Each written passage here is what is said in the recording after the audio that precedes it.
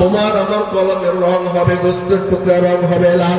এবার ওখান থেকে নবীজির গোস্তের টুকরাটা বের করছেন, ওখান থেকে বের কইরা দুনিয়ার ভেতর সবচাইতে দামি পানি জমজমের পানি দিয়া ধুইছেন। ধোয়ার পরে এই কলমের গোস্তটা এবার ওই জান্নাত থেকে আসা রেশমি রুমাল দিয়া ঢাকা স্বর্ণের পাত্রের ভিতরে ঈমান এবং হিকমতের অক্সিজেন এবার নবীজির কলমের ভিতরে পুশ করছেন। নবীজির কলমের ভিতরে ঢুকাইয়া ওই কলমটাকে এবার সুন্দর কইরা আবার বাম সাইডে দুই আঙ্গুল, দুধের নিচে 2 আঙ্গুল নিচে আগের কলমের জায়গাটা লাগাই দিছে। আবার জিবরাইল হাত ইশারা করছেন, মুহূর্তের ভিতরে ইশারার সঙ্গে সঙ্গে নবীজির সিনা আগের চাইতে সুন্দর মতো লেগে গেছে। मेरे मोहतरम भाई এবার বলে ইয়া রাসূলুল্লাহ বুরাকে ওঠেন। নবীজি বুরাকে উঠলেন, মুহূর্তের ভিতরে দুনিয়ার ছায়ার এক এক জায়গায় নামলেন। যাইতে যাইতে বাইতুল মুকাদ্দাস উপস্থিত হলেন। প্রেমটা ছিল রজব মাস, ওই বাইতুল মুকাদ্দাস তৈরি করেন আল্লাহ পাক। বাইতুল্লাহ 40 বছর পরে বাইতুল মুকাদ্দাসে এক মহিলা ছিল, এক আবেদা ছিল, মালিকের প্রেমে খালি গান গাইতো। কেমন গান যাইনি আল্লাহ পাকের কোরআনের গান গাইতো। বাইতুল মুকাদ্দাসের চতুর্দিকে ঘুরে আর সূরা ইখলাস পাঠ করে। দৈনিক 12,000 বার সূরা ইখলাস পাঠ করে, বলেন সুবহানাল্লাহ। এই রজব মাসে দৈনিক সূরা ইখলাস 12,000 বার পাঠ করে ছেলের নসিহত করে যায়, বাবা জিন্দেগির একদিন হায়াত ফুরাইয়া যাবে, আমার তো মওত হয়ে যাবে, আমিও কবরে চলে যাব। আমার সুন্দর কাপড়ে কিন্তু গোসল টোসল দিয়া কাপড় পরাবি না। আমার গায়ে যে মোটা কাপড়, আমার যে পশমি কাপড়, এই কাপড় দিয়ে জানাজা দিয়া গোরস্থানের ভেতরে রেখে দেবে। কিন্তু মওতের পরে আর এই কাজ করা হলো না। মাকে সুন্দর কাপড়ে গোরস্থানের ভেতরে রাখা হলো, কবরের ভেতরে রাখা হলো। 2-1 দিন পরে ছেলের সাথে মায়ের সাথে স্বপ্নে দেখা। মা অনেক রাগ, ছেলের ডাক দিয়া বলে, এই বেটা তোর কাছে তো কোনোদিন ভালো কোনো জিনিস খাইতে চাই নাই, আমি তোকে নসিহত করেছিলাম আমার এই কাপড়ে আমাকে দাফন করবে, আমাকে কবরস্থানে দেবে, কিন্তু তুই কেন এই কাজটা করলে না? এবার ছেলের ঘুম ভাঙা যায়, আলেমদের থেকে মাসালা নাই। হ্যাঁ, তোমার মায়ের নসিহত অনুযায়ী তুমি এই মায়ের কাপড়টাকে তুমি তোমার মায়ের কবরস্থান খোদো, খোদার পরে তোমার মায়ের গায়ে এটাকে রেখে দাও। এবার যখন ছেলে আইসা কবরস্থান খুঁজলেন, খোদার পরে দেখলেন কবরস্থানের ভেতরে মা নাই। কবর যত সুন্দর করে খুঁজছিল, ওই কবরের জায়গায় আছে, তার মা অদৃশ্য হয়ে গেছে। আল্লাহু আকবার। মিয়ানে শিকুমা শুকর মজিস কিরামান কাতিবিন লাহম খবর নিস। আল্লাহ আল্লাহ মিকুনাদ আরদো সামা, আল্লাহ আল্লাহ মিকুনাদ যাও হাওয়া, আল্লাহ আল্লাহ মিকুনাদ শামস কমর, আল্লাহ আল্লাহ মিকুনাদ শাজর হাজার, আল্লাহ আল্লাহ कैसे शीरीन स्तनम शेर शाकर मिकुनाद जानम तमाम। अल्लाह अल्लाह क्या मुबारक नाम है, अल्लाह अल्लाह मोमिनों का काम है। अल्लाह अल्लाह कैसे शीरीन स्तनम शेर शाकर मिकुनाद जानम तमाम। अल्लाह अल्लाह क्या मजा मुर्शिद के खाने में है, दोनों आलम की हकीकत पाए एक जाने में है। ছেলে যখন কবরে যাইয়া এবার মাইকে দেখে না, মাইকে এবার কবরস্থানে পায় না। এই যে তো 2 দিন আগে মাকে কবরস্থানে রাখলাম, আমার মা কই যাবে? 2 দিনে তো পচলে এখানে পচে যাবে, 2 দিনে গন্ধ শুনলে এখানে ছড়বে, কিন্তু মাকে কবরস্থানে দেখে না। এই ভাবনা চিন্তা করতেছে, মায়ে কই গেল। অদৃশ্য জগৎ থেকে আওয়াজ আসে, এ নানান তুই কি বুঝছনি যে আমার বাইতুল মুকাদ্দাসে বাইশা দৈনিক রজব মাসে 12,000 বার আমার সূরা ইখলাস তেলাওয়াত করবে। এত প্রেম যার সাথে আমার সাথে আছে, এরে আমি একাকে কবরস্থানে রাখি না, না না, ওরে আমি আমার কাছে তুইলা লই আইছি। সুবহানাল্লাহ। মেরে মুহতারাম ভাই, এই চলতেছে রজব মাস, প্রেমের মাস চলতেছে।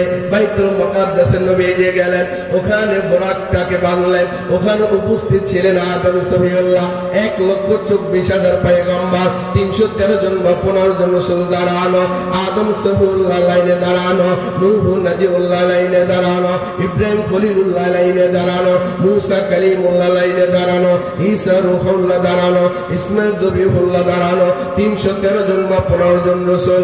এবার তারা সবাই হইল, সবাই প্রথম লাইনে দাঁড়ানো, এরপর পয়গম্বররা দাঁড়ানো, সবাই দাঁড়াইয়া রইছে। নবীজি যখন গেট দিয়ে ঢোকা প্রবেশ করেছে, সবাই সালাম দিছে, আসসালামু আলাইকা ইয়া রাসূলুল্লাহ। সুবহানাল্লাহ। নবীজির সালাম দেয়, নবীজি সালামের উত্তর নেয়। আব্বা জান অনেক খুশি হয়ে যায়, আমার যোগ্য ছেলে, অনেক ধন্যবাদ, মারহাবা দেয়। এবার আজান হয়ে যায়, ইকামত শুরু হয়ে যায়। জিবরাইলকে বলে, জিবরাইল আমার বন্ধুকে নামাজের মুসাল্লায় দাঁড় করাইয়া দাও। আদম সফিউল্লাহ চিন্তা করে, আমি মনে হয় ইমামতিটা পাবো, কারণ আমি তো মুহাম্মদ রাসূলুল্লাহর বাবা, আমি তো নূহ নাজিউল্লাহর বাবা, আমি তো সমস্ত উম্মতের বাবা। এবার আদম সফিউল্লাহ ফেল, নূহ নাজিউল্লাহ কয়, আমিও তো দ্বিতীয় আদম সফিউল্লাহ। আমার আল্লাহ যদি বাঁচায় না রাখতেন, কিস্তিতে ভেতরে যদি আমার উম্মত বাঁচায় না থাকতো, আজকে পৃথিবীতে এত উম্মত হতো না। এবার ইব্রাহিম খলিলুল্লাহ কয়, জাতির পিতার যেই হাদিয়া, জাতির পিতার যে উপহার, এটা তো আর কোন নবী পায় নাই, আমাকে আল্লাহ তাআলা দিয়েছেন। ইমামতের দায়িত্ব মনে হয় আমি করব। মুসা কালিমুল্লাহ কয়, দুনিয়াতে তো কেউ থাইকা আল্লাহর সাথে প্রেমের গল্প সল্প করতে পারে নাই। তুর পর্বতে যাইয়া আমি আল্লাহরে ডাক দিলে আল্লাহ আরশ থেকে জবাব দিছে, আমি মনে ইমামতিটা পাবো। ইসমাঈল জবিহুল্লাহ কয়, কেউ মাওলার জন্য ছোট্টবেলায় এইভাবে জবর হওয়ার জন্য কেউ প্রস্তুত ছিল না, আর এরকম ঘটনা ঘটেও নাই, আমি মনে হয় মুক্তিটা পাবো। ঈসা রূহুল্লাহ কয়, সবাই বানাইছে মাওলা, আদম সফিউল্লাহকে বানাইছেন মাওলা, হাত দিয়া কুমিশিং দিয়া আল্লাহ পাক বানাইছেন হাওয়াকে, আব্বা জানের হাড় দিয়া সমস্ত উম্মতদেরকে বানাইছেন বাপ মায়ের মিলনের মাধ্যমে। আমি ঈসা রূহুল্লাহকে না আল্লাহ নিজ হাতে বানাইছে, না পাজরে হাত দিয়া বানাইছে, না বাপ মার সঙ্গে স্পর্শে আছে, আমি তো মাওলা পাকের ফুর মাধ্যমে আছে, আমি মুনা ইমামতিরা পাবো। সবাই চিন্তা ভাবনা দাঁড়ায় রয়েছে। এই দিক দিয়ে আল্লাহ পাক বলে, জিবরাইল তাড়াতাড়ি আমার হাবিবকে নামাজের মুসাল্লা দাঁড় করায় দাও। আমার হাবিব যেখানে আছে আর কোন ইমামের যোগ্যতা কেউ রাখে না। সুবহানাল্লাহ। নবীজি ইমামের মুসাল্লা দাঁড়ায় গেলেন, আল্লাহু আকবার, 2 রাকাত নামাজ পড়লেন। নবীজি হয়ে গেলেন ইমামুল আম্বিয়া, নবীজি হয়ে গেলেন ইমামুল মুরসালিন। আল্লাহ পাক তাকে বড় শানওয়ালা বানাইছেন। ইমামতি করার পরে, নামাজ শেষ করার পরে আব্বাজান কিছু নসিহত, নূহ নবী কিছু নসিহত এবার করা আরম্ভ করে দিলেন। 25 জন নবী বয়ান শুরু করে দিল।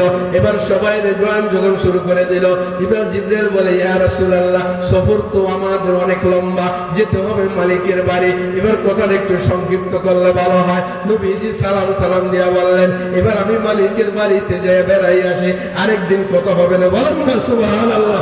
কারণ সবাই যদি একটা করে কথা বলে, ইয়া রাসূলুল্লাহ কেমন আছেন, নবী যদি বলে ভালো আছে, তাও উত্তর নিতে 1,24,000 পয়গম্বরে কত সময় লাগবে বলেন, ঠিক কিনা? সবাই তো নবীজির উম্মত, আদম সফিউল্লাহ নবীর উম্মত, নূহ নাজিউল্লাহ নবীর উম্মত, মুসা কালিমুল্লাহ নবীর উম্মত, সবাই আমার নবীর উম্মত। আজকে নবীরে দেখতে পারে নাই, নবীজির শান শুনেছে। মুসা নবী আল্লাহর নবীরে দেখে নাই, কিন্তু নবীজির শান শুনছে।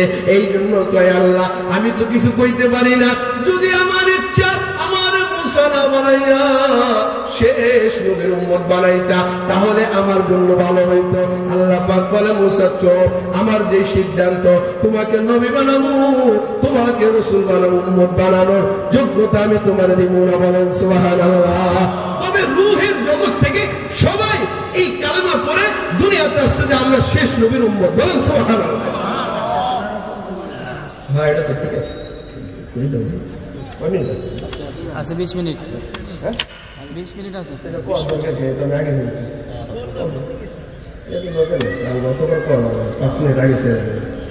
मेरे मोहतरम भाइयों, মেরে মুহতারাম ভাই, এবার গল্প সল্প শোনার পরে বুরাকের ভেতরে নবীজি উঠলেন। এবার বুরাকে এবার ছাড়ছেন তো ছাড়ছেন, মুহূর্তের ভেতরে প্রথম আসমানে চলে গেছেন। দরজায় নক করছেন, উপর থেকে আওয়াজ আসে, কে? আনা জিবরাইল। পাশে কে? মুহাম্মদুর রাসূলুল্লাহ। আল্লাহকে অনুমতি দিছেনি। এবার আল জিবরাইল আলাইহিস সালাম বলে, আল্লাহ যদি অনুমতি না দেয় আমার কি কোনো সাধ্য আসেনি? দরজা খুলে গেল। শাহ আব্দুল আব্বাসী রহমাতুল্লাহ আলাইহি বলে, প্রতিটা আসমানে 70,000 করে দরজা আছে, সব দরজা খুলে গেল। বলেন সুবহানাল্লাহ। দরজা যখন খুলে গেল, জমিন থেকে আসমানের দূরত্ব 500 বছরের রাস্তা। ওই আসমানটা মোটা 500 বছরের রাস্তা। এবার ওই মুহূর্তের ভেতরে দ্বিতীয় আসমানে চলে গেল।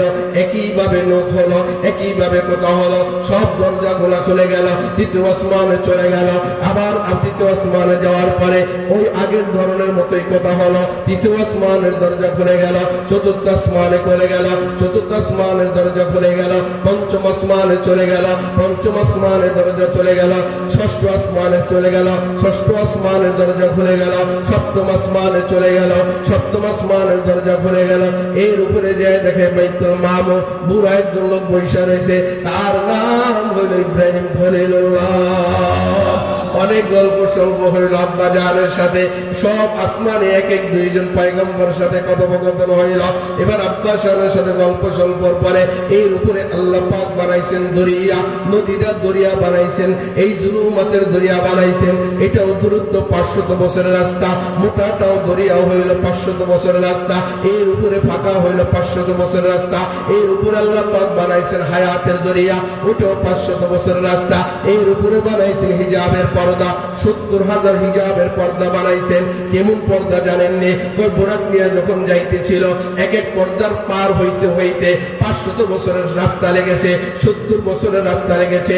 ওই 500 বছরের রাস্তা এক একটা পর্দা, এক একটা পর্দা পার হইতে 70,000 বছর লেগেছে। একটা পর্দা দেখা যায় সাদা, আর একটা পর্দা হইল লাল। বলুন সুবহানাল্লাহ। এইভাবে পার হইতে হইতে হইতে হইতে 70,000 পর্দা হিজাবের পর্দা পারি দেয়। এর উপরে আল্লাহ পাক বানাইছেন 8টা মেজগুরু। আল বিদায় ওয়ান নিহায়ার ভেতরে লেখে আল্লাহ পাক 8টা মেজগুরু বানাইছেন ওই জগতের ভেতরে। ওই মেজগুরু এত লম্বা, এত বড়, পায়ের গোড়ালি হইতে হাঁটু পর্যন্ত গরুর 500 বছর রাস্তা। বলেন সুবহানাল্লাহ। ওই জগৎ পাড়ি দিয়া সিদরাতুল মুনতাহায় চলে গেলেন। সিদরাতুল মুনতাহায় যাওয়ার পরে এবার ওখানে স্টেশনে জিবরাইল আলাইহিস সালাম নেমে গেলেন। ইয়া রাসূলুল্লাহ, আমার আর সামনে যাওয়ার সময় নাই, আমার আর সামনে আমি যাইতে পারবো না। কেন ইয়া রাসূল, কেন জিবরাইল যাইতে পারবো না? আমার মাওলা পর্যন্ত কে নিবে? যিনি দাওয়াত দিয়ে আনছেন তিনি একটা ব্যবস্থা করবে। সুবহানাল্লাহ। জিবরাইল আলাইহিস সালাম নেমে গেলেন। জিবরাইল আলাইহিস সালাম নামলেন। মাওলা আপনার দাওয়াত দিয়ে আনছেন, মাওলাই এক ব্যবস্থা করবেন। অনেক বিচিত্র রকমের রং বিরঙ্গের অনেক কিছু দেখলেন। দরজা খুলে গেল। রব্বুল আলামিন বলে, বন্ধু যানবাহন পাঠাইতেছে তার চেয়ে তেজ, তার চেয়ে দ্রুত গতি রফরফ নামক যানবাহন পাঠাইলেন। এই বাইতুল মামুর, যেটা কেউ বলে যে বাইতুল মুকাদ্দাস, সুবহানাল্লাযী আসরা বিআবদিহি লাইলাম মিনাল মাসজিদিল হারামি ইলাল মাসজিদিল আকসা। এই যে সফরটা হইছে বাইতুল্লাহ থেকে বাইতুল মুকাদ্দাস পর্যন্ত, কেউ বলেন যে আল্লাহ পাক এই কোরআনে এই সফরটার কথা আলোচনা করছেন। এটার নাম হইছে ইসরা, এটার নাম হইছে ইসরা। কেউ মুফাসসিরগণ বলেন দুনিয়ার এই বাইতুল মুকাদ্দাস না, বরং উপরে যে বাইতুল মামুর আছে এটার নাম হইল বাইতুল মাকদাস। অনেক মুহাদ্দিসিনে কিরামগণ বলেন জমিন থেকে বাইতুল্লাহ থেকে ওই বাইতুল মামুর পর্যন্ত ওইটার সফরকে বলা হয় ইসরা। বলেন সুবহানাল্লাহ। এই সফরটাকে বলা হয় ইসরা। এটা কোরআনে আল্লাহ পাক আনছেন, হাদিস আনছেন। মেরাজের ঘটনা ওখান থেকে উর্দু জগতে যাবে, স্টেশন পাল্টাইছে, ওটাকে বলা হয় মেরাজ। বলেন সুবহানাল্লাহ। মেরে মুহতারাম ভাই, এবার সিদরাতুল মুনতাহা থেকে রফরফ যানবাহন পাঠায়, চালাই দেখে বন্ধুরে বলে, বন্ধু টেনশন নাই, যেহেতু তুমি রফরফে ওঠো, আমার হাতে কুদরতের রিমোট, আমি রিমোটে চাপ দেব, রফরফ উড়াইয়া উড়াইয়া আমার বাড়িতে তোমার লই আসবে। সুবহানাল্লাহ বলেন। রফ রফ যানবাহনে আমার নবীজি বললেন সিদরাতুল মুনতাহার ঘুট খেলে গেল। এবার নবীজি রফ রফে উঠলেন। নবীজি রফ রফে ওঠার সঙ্গে সঙ্গে আল্লাহ তাআলা তার কুদরতি হাতে রিমোট, ওই রিমোটে চাপ দিলেন, নবীজিকে উড়াইতে শুরু করে দিল। জান্নাত ভ্রমণ হয়ে গেল, জাহান্নাম ভ্রমণ হয়ে গেল, মালাকুত ওয়াল জাবারুত এই দেশগুলো ভ্রমণ হয়ে গেল, লা মাকান আর লা মাজিদ এই সফরগুলো হয়ে গেল, লৌহ আর কলম এটাও ভ্রমণ করে চলে গেল। এর উপরে আল্লাহ পাক শরীফে আকলাম নামক জগৎ বানিয়েছেন। এটাও ভ্রমণ করার সময় খুব খালি নিরিবিলি, খুব কোনো আওয়াজ শব্দ নাই, শুধু কলমে লেখার মতো আওয়াজ শব্দ আসে। এবার মনে মনে জিজ্ঞাসা করল, আমার মনে মনে ভয় লাগতেছে। আল্লাহ তাআলা এই ভয় দূর করার জন্য আবু বকর সিদ্দিক রাদিয়াল্লাহু তাআলা আনহু এই সিদ্দিকের রূপ দিয়া, সিদ্দিকের সুর দিয়া, সিদ্দিকের পুরো অবয়ব কাঠামো দিয়া আল্লাহ এক ফেরেশতা বানাইছেন। এবার ফেরেশতা নবীজিকে সালাম দিলেন, আসসালামু আলাইকা ইয়া রাসূলুল্লাহ। ভয়ের কোনো কারণ নাই, বলেন সুবহানাল্লাহ। নবীজি জিবরাইল আবু বকরকে পাইয়া মনের ভিতর ভয় চলে গেল। কেন আল্লাহ তাআলা আবু বকর মতো বানাইলেন? কই দুনিয়াতে আবু বকর নবীজির পাশে যখন ছিলেন নবীজির কোনো ভয় লাগতো না। ওই যে সর হীরা গুহার ভেতরে 3 দিন পর্যন্ত ছিল, একজন মানুষ ওই জায়গায় থাকতে পারে না, কিন্তু নবীজি আবু বকরকে নিয়ে রয়েছিলেন। কত কষ্ট পেয়েছিলেন, এত সংকীর্ণ জায়গার ভেতরে আবু বকর ভয় পেয়ে গেছিল। নবী বলে, এ আবু বকর তুমি ভয় পাইও না, বলেন সুবহানাল্লাহ। আবু বকর এমন একজন সাহাবী, আবু বকর এমন একজন সাহাবী, আল্লামা ইয়াহইয়া মুসাব বলেছেন, আল্লাহর পরে আল্লাহর যেমন কোনো মিসাল নাই। আল্লাহ তার হাবিবকে বানাইছেন, হাবিবের কোনো মিসাল নাই। আল্লাহর যেমন রাজত্ব যত দূরে, তার হাবিবের ইমাম, তার হাবিবের নবুয়ত তত দূরে। আল্লাহর কোনো মিসাল নাই, আল্লাহর কোনো নজির নাই, নবীর কোনো মিসাল নাই, নবীর কোনো নজির নাই। আল্লাহর রাসূলের সাহাবী আবু বকরকে আল্লাহ পাক এমন বানাইছেন, নবীজি বয়ান করেন ইতিপূর্বে আবু বকরের মতো কোন উম্মত আল্লাহ বানান নাই। কিয়ামতের আগে আবু বকরের মতো মিসাল আর নজির আল্লাহ দুনিয়াতে রাখবেন না, বলেন সুবহানাল্লাহ। এমন আবু বকরকে দিয়া আল্লাহ পাক তার ভয় দূর করলেন। এবার ওই শরীফে আকলাম নগর জগৎ পাড়ি দিয়া, লৌহ কলম পাড়ি দিয়া, বহু জগৎ মালাকুত ওয়াল জাবারুত জগৎ পাড়ি দিয়া আল্লাহ পাকের বাড়ির সামনে রফ রফ যানবাহন দাঁড়াইয়া যায়। এবার রফ রফ যানবাহন দাঁড়াইয়া যায়, ওই যে মালিকের বাড়ির সামনে এসে গেছেন, মালিকের গেটের সামনে এসে গেছেন। এবার রফ রফ থেকে নবীজি নামে, কিন্তু নবীজি যখন নামার পরে এবার আল্লাহ পাক সালাম কালাম দেয়া বলে, বন্ধু তোমার তো দাওয়াত কইরা নিয়ে আইছে, আমি হইলাম আজকে মেজবান, তুমি হইলাম মেহমান। এ বন্ধু কেমনে হইলা গেলা?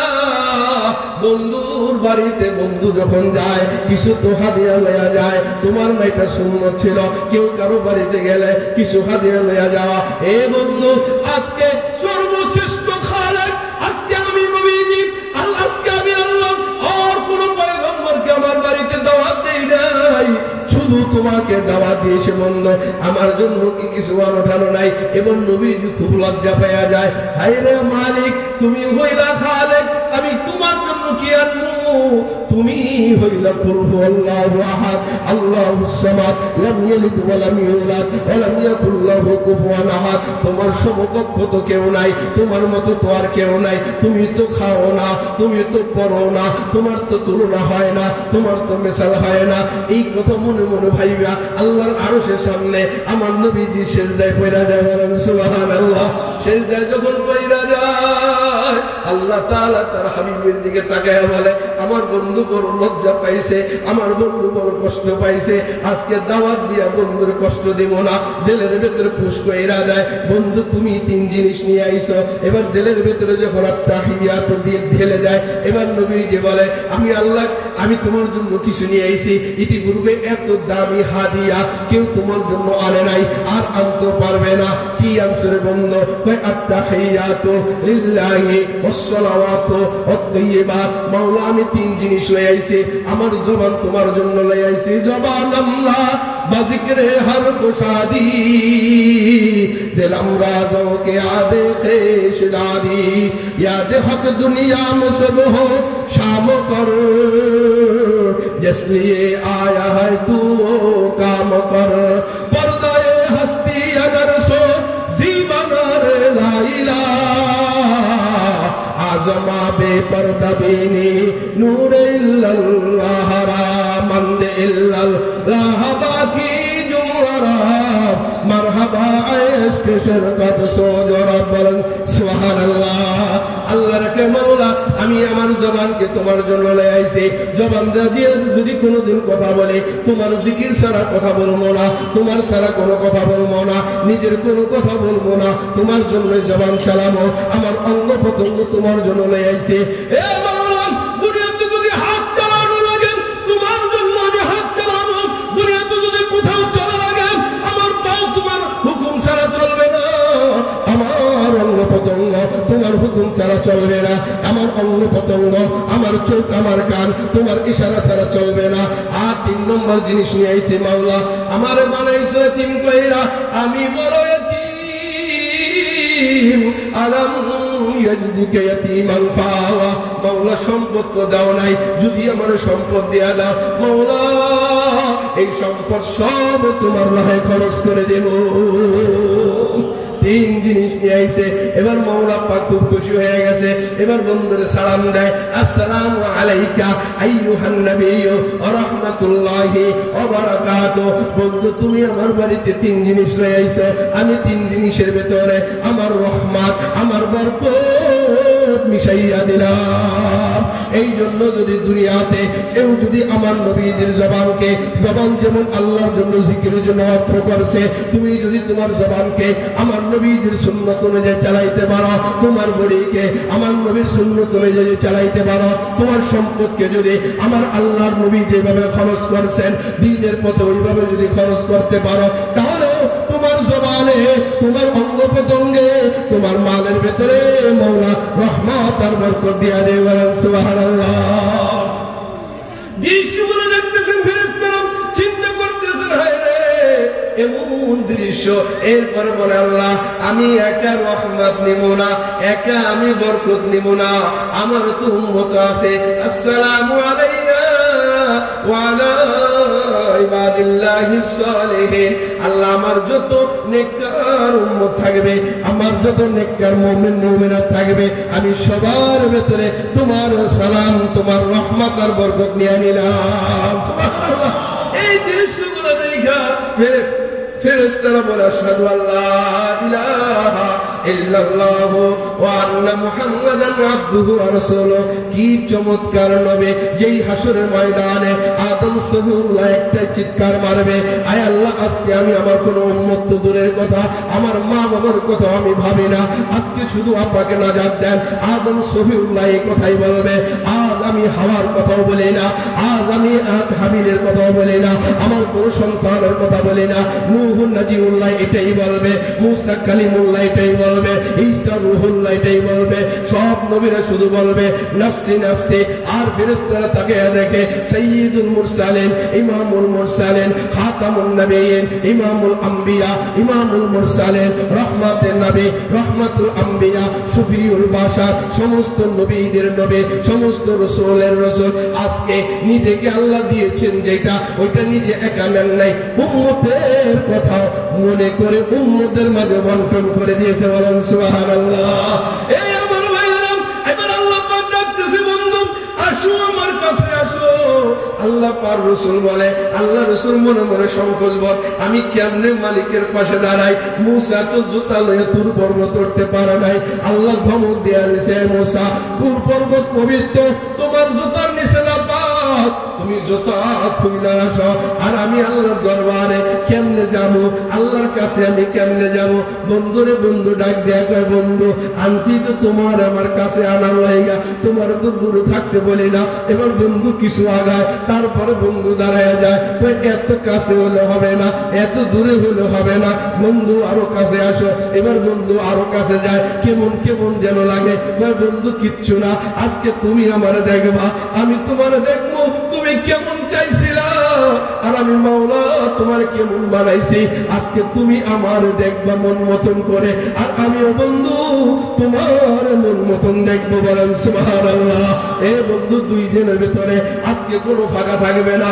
বন্ধুরে ডাক দিয়া বন্ধুর পাশে লয়ে আসে, বন্ধুর পাশে লয়ে পাশে বসায় আমাদের বুজুর্গ শাহ ওলিউল্লাহ মুহাদ্দিসে দেহলভী রহমাতুল্লাহ আলাইহি বলে, বন্ধুরে বন্ধু কত পাশে নিয়েছেন, এটা আমি দুনিয়াতে থাইকা মুরাকাবার মাধ্যমে, মুরাকাবার কম্পিউটার মাধ্যমে আমি চেক শুরু করে দিলাম। বুরাক দিয়া কোন জায়গায় বুরাকটা লয়ে গেল, রফরফটাকে উড়াইয়া উড়াইয়া কত জগৎ পাড়ি দিয়া মালিকের কাছে নিয়ে গেল।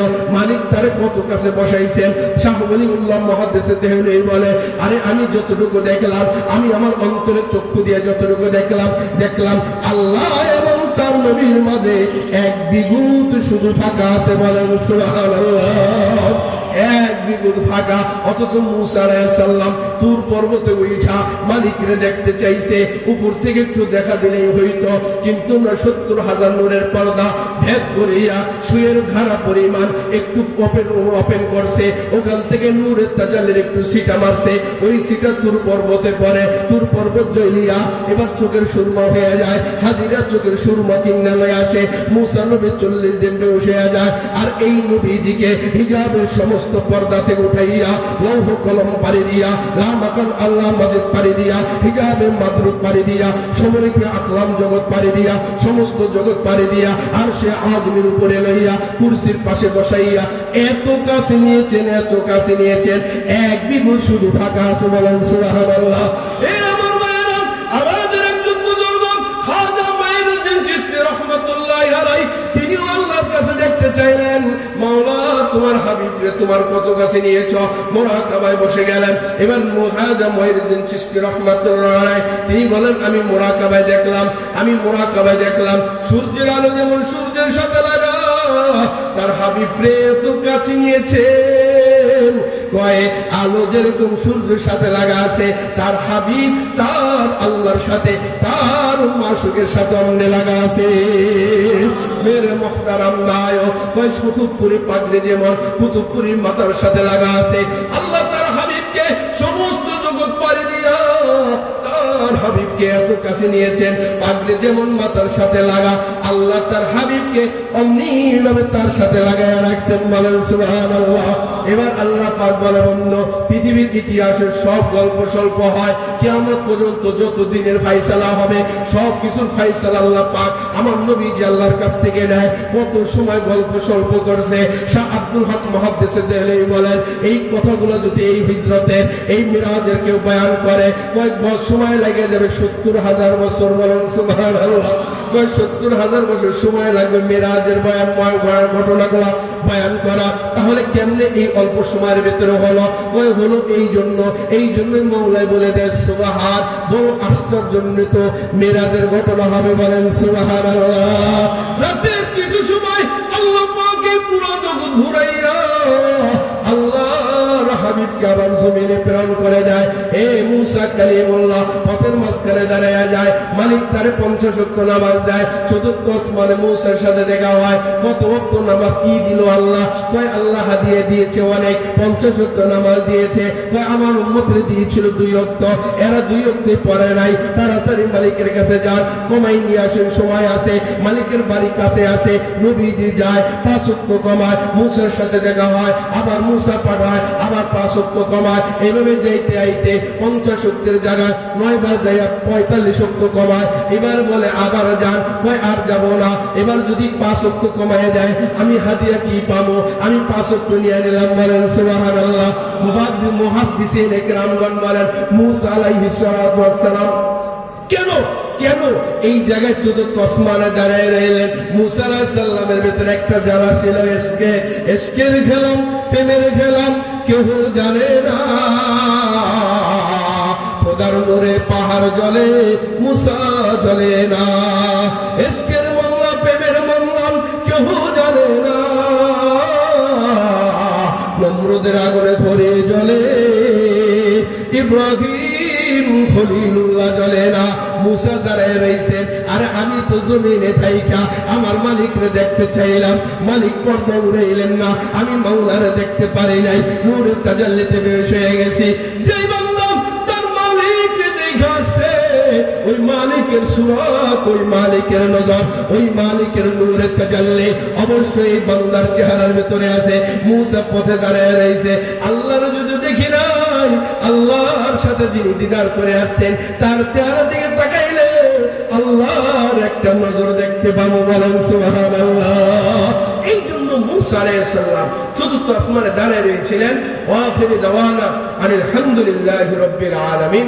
আসসালামু আলাইকুম ওয়া রাহমাতুল্লাহি ওয়া বারাকাতুহু।